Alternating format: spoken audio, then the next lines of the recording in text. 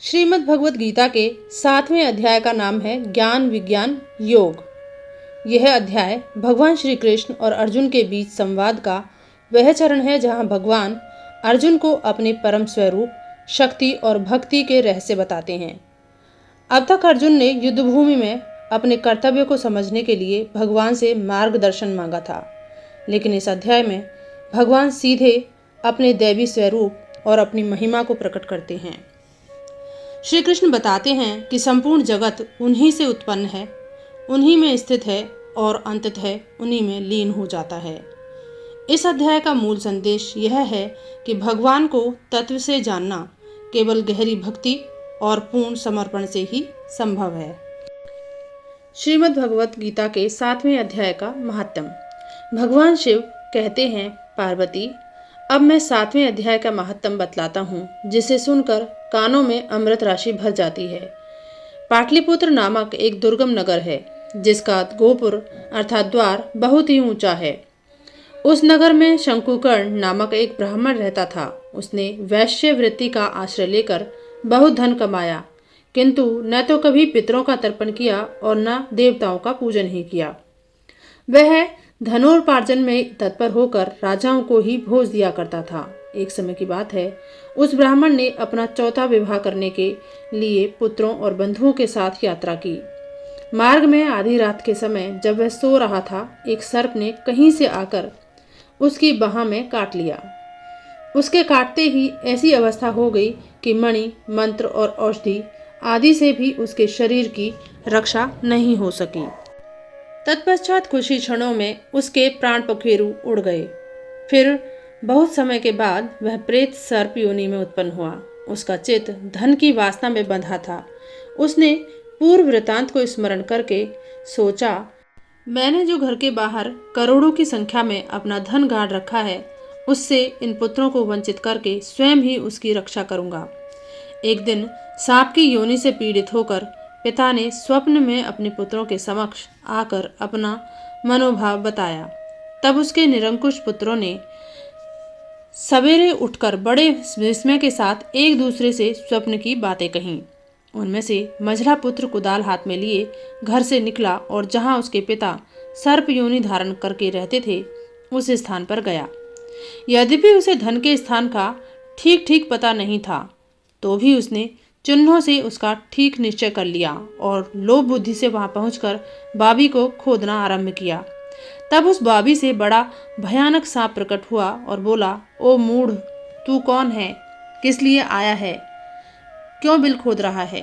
अथवा किसने तुझे भेजा है? ये सारी बातें मेरे सामने बता। पुत्र बोला, मैं आपका पुत्र हूँ, मेरा नाम शिव है। मैं रात्रि में देखे हुए स्वप्न से विस्मित होकर यहाँ का सुवर्ण लेने के कौतूहल से आया हूँ। पुत्र की यह वाणी सुनकर वह सांप हंसता हुआ उच्च स्वर से इस प्रकार स्पष्ट वचन बोला, यदि तू मेरा पुत्र है तो मुझे शीघ्र ही बंधन से मुक्त कर। मैं पूर्व जन्म के गाड़े हुए धन के लिए ही सर्प योनि में उत्पन्न हुआ हूँ। पुत्र ने पूछा, पिताजी, आपकी मुक्ति कैसे होगी? इसका उपाय मुझे बताइए, क्योंकि मैं इस रात में सब लोगों को छोड़कर आपके पास आया हूँ। पिता ने कहा, बेटा, गीता के अमृत में 7वें अध्याय को छोड़कर मुझे मुक्त करने में तीर्थ, दान, तप और यज्ञ भी सर्वदा असमर्थ नहीं है। केवल गीता का 7वां अध्याय ही प्राणियों के जरा, मृत्यु आदि दुख को दूर करने वाला है। पुत्र, मेरे श्राद्ध के दिन 7वें अध्याय का पाठ करने वाले ब्राह्मण को श्रद्धा पूर्वक भोजन कराओ। इससे निसंदेह मेरी मुक्ति हो जाएगी। वत्स, अपनी शक्ति के अनुसार पूर्ण श्रद्धा के साथ वेद विद्या में प्रवीण अन्य ब्राह्मणों को भी भोजन कराना। सर्प योनि में पड़े हुए पिता के ये वचन सुनकर सभी पुत्रों ने उसकी आज्ञा के अनुसार तथा उससे भी अधिक किया।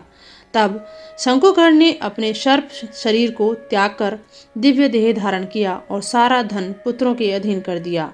पिता ने करोड़ों की संख्या में जो धन बांट कर दिया था, उससे वे सदाचारी पुत्र बहुत प्रसन्न हुए। उनकी बुद्धि धर्म में लगी हुई थी, इसलिए उन्होंने बावली, कुआं, पोखरा, यज्ञ तथा देव मंदिर के लिए उस धन का उपयोग किया और अन्नशाला भी बनवाई। तत्पश्चात 7वें अध्याय का सदा जप करते हुए उन्होंने मोक्ष प्राप्त किया। पार्वती, यह तुम्हें 7वें अध्याय का महात्म बताया गया है, जिसके श्रवण मात्र से मानव सब पातकों से मुक्त हो जाता है। ओम श्री परमात्मने नमः। 7वां अध्याय। भगवान श्री कृष्ण अर्जुन से बोले, हे पार्थ, तू मेरे में अनन्य प्रेम से आसक्त हुए मन वाला और अनन्य भाव से मेरे परायण होकर योग में लगा हुआ, मुझको संपूर्ण विभूति, बल, ऐश्वर्य आदि गुणों से युक्त सबका आत्मरूप जिस प्रकार संशय रहित जानेगा, उसको सुन। मैं तेरे लिए इस रहस्य सहित तत्वज्ञान को संपूर्णता से कहूँगा कि जिसको जानकर संसार में फिर और कुछ भी जानने योग्य शेष नहीं रहता है। हजारों मनुष्यों में कोई ही मनुष्य मेरी प्राप्ति के लिए यत्न करता है, और उन यत्न करने वाले योगियों में भी कोई ही पुरुष मेरे परायण हुआ मेरे को तत्व से जानता है, अर्थात यथार्थ मर्म से जानता है। हे अर्जुन, पृथ्वी, जल, अग्नि, वायु और आकाश तथा मन, बुद्धि और अहंकार भी ऐसे 8 प्रकार से विभक्त हुई मेरी प्रकृति है। यह 8 प्रकार के भेदों वाली तो अपरा है, अर्थात मेरी जड़ प्रकृति है। और हे महाबाहो, इससे दूसरी को मेरी जीव रूपा परा अर्थात चेतन प्रकृति जान कि जिससे यह संपूर्ण जगत धारण किया जाता है। हे अर्जुन, तू ऐसा समझ कि संपूर्ण भूत इन दोनों प्रकृतियों से ही उत्पत्ति वाले हैं, और मैं संपूर्ण जगत का उत्पत्ति तथा प्रलय रूप हूँ, अर्थात संपूर्ण जगत का मूल कारण हूँ। इसलिए हे धनंजय, मेरे से सिवा किंचमात्र भी दूसरी वस्तु नहीं है। यह संपूर्ण जगत सूत्र में सूत्र के मणियों के सदृश मेरे में गुथा हुआ है। हे अर्जुन, जल में मैं रस हूँ तथा चंद्रमा और सूर्य में प्रकाश हूँ, और संपूर्ण वेदों में ओमकार हूँ तथा आकाश में शब्द और पुरुषों में पुरुषत्व हूँ। पृथ्वी में पवित्र गंध और अग्नि में तेज हूँ, और संपूर्ण भूतों में उनका जीवन हूँ, अर्थात जिससे वे जीते हैं वह मैं हूँ, और तपस्वियों में तप हूँ। हे अर्जुन, तू संपूर्ण भूतों का सनातन कारण मेरे को ही जान। मैं बुद्धिमानों की बुद्धि और तेजस्वियों का तेज हूँ। हे भरत श्रेष्ठ, मैं बलवानों का आसक्ति और कामनाओं से रहित बल अर्थात सामर्थ्य हूँ, और सब भूतों में धर्म के अनुकूल अर्थात शास्त्र के अनुकूल काम हूँ। और भी जो सत्वगुण से उत्पन्न होने वाले भाव हैं और जो रजोगुण से तथा तमोगुण से होने वाले भाव हैं, उन सबको तो मेरे से ही होने वाले हैं ऐसा जान, परंतु वास्तव में उनमें मैं और वे मेरे में नहीं हैं। गुणों के कार्य रूप सात्विक, राजस और तामस, इन तीनों प्रकार के भावों से अर्थात राग, द्वेष आदि विकारों से और संपूर्ण विषयों से यह सब संसार मोहित हो रहा है। इसलिए इन तीनों गुणों से परे मुझ अविनाशी को तत्व से नहीं जानता, क्योंकि यह अलौकिक अर्थात अति अद्भुत त्रिगुणमयी मेरी योग माया बड़ी दुस्तुर है। परंतु जो पुरुष मेरे को ही निरंतर भजते हैं, वे इस माया को उल्लंघन कर जाते हैं, अर्थात संसार से तर जाते हैं।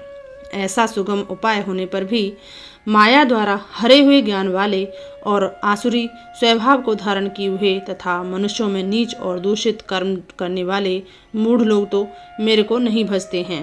हे भरतवंशियों में श्रेष्ठ अर्जुन, उत्तम कर्म वाले अर्थार्थी, आर्द्र, जिज्ञासु और ज्ञानी अर्थात निष्कामी, ऐसे 4 प्रकार के भक्तजन मेरे को भजते हैं। मैं उनमें भी नित्य मेरे में एक ही भाव से स्थित हुआ अनन्य प्रेम भक्ति वाला ज्ञानी भक्त अति उत्तम है, क्योंकि मेरे को तत्व से जानने वाले ज्ञानी को मैं अत्यंत प्रिय हूँ और वह ज्ञानी मेरे को अत्यंत प्रिय है। यद्यपि ये सब ही उदार हैं अर्थात श्रद्धा सहित मेरे भजन के लिए समय लगाने वाले होने से उत्तम है, परंतु ज्ञानी तो साक्षात मेरा स्वरूप ही है, ऐसा मेरा मत है, क्योंकि वह स्थिर बुद्धि ज्ञानी भक्त अति उत्तम गति स्वरूप मेरे में ही अच्छी प्रकार स्थित है। जो बहुत जन्मों के अंत के जन्म में तत्व ज्ञान को प्राप्त हुआ ज्ञानी सब कुछ वसुदेव ही हैं, अर्थात वसुदेव के सिवाय अन्य कुछ है ही नहीं। इस प्रकार मेरे को भजता है वह महात्मा अति दुर्लभ है। हे अर्जुन, जो विषाक्त पुरुष हैं वे तो अपने स्वभाव से प्रेरे हुए तथा उन भक्त भोगों की कामना द्वारा ज्ञान से भ्रष्ट हुए उस नियम को धारण करके अर्थात जिस देवता की पूजा के लिए जो नियम लोक में प्रसिद्ध हैं, उस नियम को धारण करके अन्य देवताओं को भजते हैं अर्थात पूजते हैं।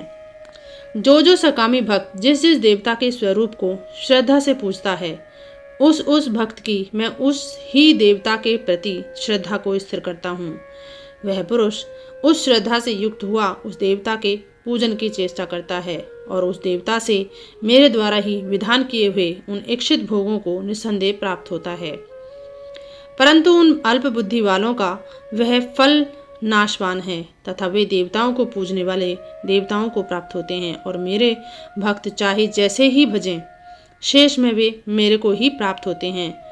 ऐसा होने पर भी सब मनुष्य मेरा भजन नहीं करते। इसका कारण यह है कि बुद्धिहीन पुरुष मेरे अनुत्तम अर्थात जिससे उत्तम और कुछ भी नहीं ऐसे अविनाशी परम भाव को अर्थात अजन्मा अविनाशी हुआ भी अपनी माया से प्रकट होता हूँ। ऐसे प्रभाव को तत्व से न जानते हुए मन इंद्रियों से परे मुझ सच्चिदानंद घन परमात्मा को मनुष्य की भांति जन्म कर व्यक्ति भाव को प्राप्त हुआ मानते हैं।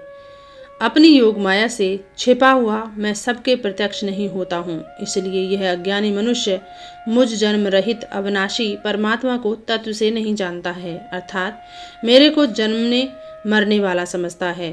हे अर्जुन, पूर्व में व्यतीत हुए और वर्तमान में स्थित तथा आगे होने वाले सब भूतों को मैं जानता हूँ, परंतु मेरे को कोई भी श्रद्धा भक्ति रहित पुरुष नहीं जानता। क्योंकि हे भरतवंशी अर्जुन, संसार में इच्छा और द्वेष से उत्पन्न हुए दुख सुख आदि द्वंद्व रूप मोह से संपूर्ण प्राणी अति अज्ञानता को प्राप्त हो रहे हैं, परंतु निष्काम भाव से श्रेष्ठ कर्मों का आचरण करने वाले जिन पुरुषों का पाप नष्ट हो गया है, वे राग द्वेष आदि द्वंद्व रूप मोह से मुक्त हुए और दृढ़ निश्चय वाले पुरुष मेरे को सब प्रकार से भजते हैं। जो मेरे शरण होकर जरा और मरण से छूटने के लिए यत्न करते हैं, वे पुरुष उस ब्रह्मा को तथा संपूर्ण आध्यात्म को और संपूर्ण कर्म को जानते हैं। जो पुरुष अधिभूत और अधिदैव के सहित तथा अधियज्ञ के सहित सबका आत्मरूप मेरे को जानते हैं अर्थात जैसे भाप, बादल, धूम, पानी और बर्फ यह सभी जल स्वरूप हैं, वैसे ही अधिभूत, अधिदैव और अधियज्ञ आदि सब कुछ वासुदेव स्वरूप हैं। ऐसे जो मानते हैं वे युक्त चित्त वाले पुरुष अनंत काल में भी मुझको ही जानते हैं अर्थात प्राप्त होते हैं। इति श्रीमद्भगवद गीता रूपी उपनिषद एवं ब्रह्म विद्या तथा योग शास्त्र विषयक श्री कृष्ण और अर्जुन के संवाद में ज्ञान विज्ञान योग नामक 7वां अध्याय।